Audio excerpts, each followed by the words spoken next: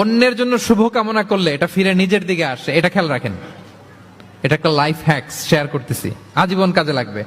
অন্যের জন্য যেটাই ভালো কামনা করবেন এটা ঘুরে আপনার দিকে আসবে। অনেকে বলে হুজুর ওর জন্য দোয়া করে আমার কি লাভ?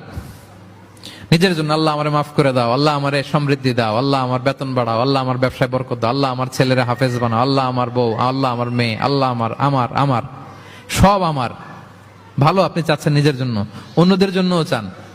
আল্লাহ আমার সব ভাইদেরকে মাফ করো, আল্লাহ আল্লাহ আমার গোটা মুসলিম উম্মাকে তুমি বরকত দাও, কল্যাণ দাও, নেতৃত্বে আসার তৌফিক দাও, আল্লাহ সবাইকে সুস্বাস্থ্য দাও। এটা ফিরে আপনার দিকে আসবে।